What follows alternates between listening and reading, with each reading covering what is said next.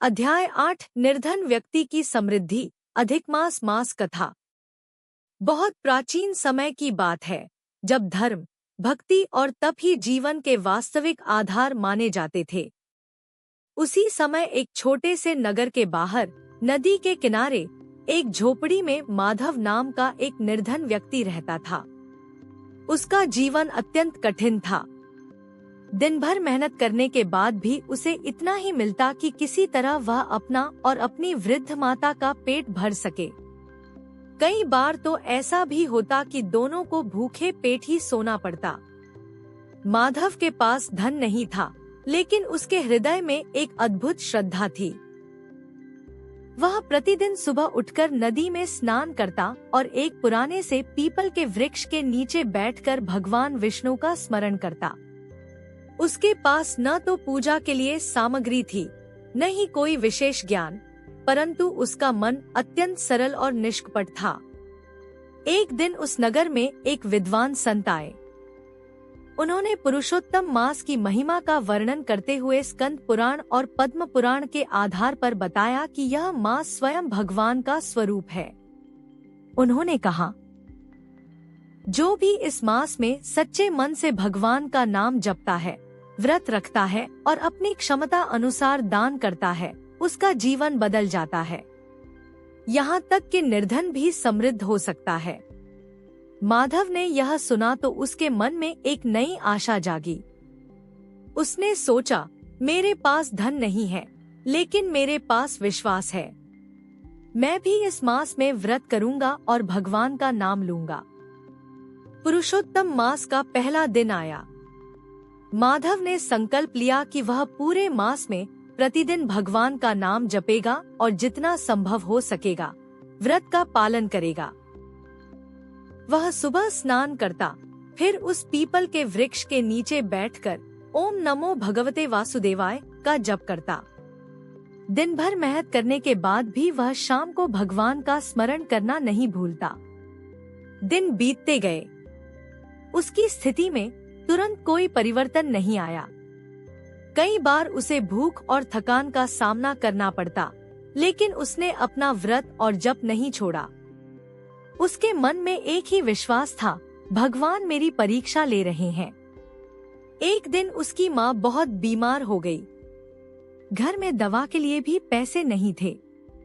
माधव का मन बहुत व्याकुल हुआ।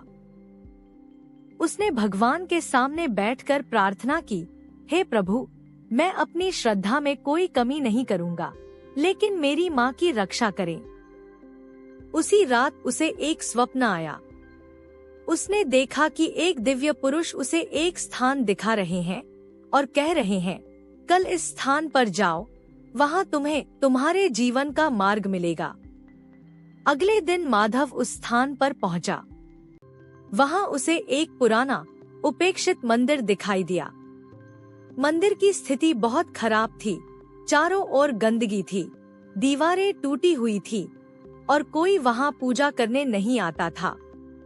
माधव ने सोचा, शायद भगवान चाहते हैं कि मैं इस स्थान की सेवा करूं। उसने उस मंदिर को साफ करना शुरू कर दिया। वह रोज वहां जाकर सफाई करता, दीपक जलाता और भगवान का नाम जपता। धीरे धीरे गांव के लोग यह देखने लगे कि एक गरीब व्यक्ति इतनी श्रद्धा से मंदिर की सेवा कर रहा है। कुछ लोग उसकी सहायता करने लगे। किसी ने थोड़ा अन्न दिया, किसी ने कुछ धन दिया और किसी ने मंदिर की मरम्मत में सहयोग किया। कुछ ही समय में वह मंदिर फिर से जीवित हो गया। वहां पूजा पाठ होने लगा, लोग आने लगे और धीरे धीरे वह स्थान एक पवित्र तीर्थ जैसा बन गया। माधव की सेवा और भक्ति देखकर गांव के लोगों ने उसे मंदिर का पुजारी बना दिया। अब उसकी आय का एक साधन बन गया था। उसकी माँ का इलाज भी होने लगा और उसकी स्थिति सुधरने लगी। समय बीतता गया और माधव का जीवन पूरी तरह बदल गया। वह जो कभी भूखा सोता था, अब दूसरों को भोजन कराने लगा। वह जो कभी सहायता मांगता था, अब दूसरों की सहायता करने लगा। लेकिन सबसे महत्वपूर्ण बात यह थी कि उसके मन में कोई अहंकार नहीं आया। वह हमेशा यही कहता, यह सब भगवान की कृपा है, मैंने तो केवल उनका नाम लिया है। एक रात उसे फिर वही दिव्य स्वप्न आया। इस बार उसने स्पष्ट रूप से भगवान विष्णु के दर्शन किए। भगवान ने कहा, हे माधव, तुमने इस पुरुषोत्तम मास में सच्चे मन से भक्ति की, सेवा की और धैर्य रखा। यही तुम्हारी समृद्धि का कारण है।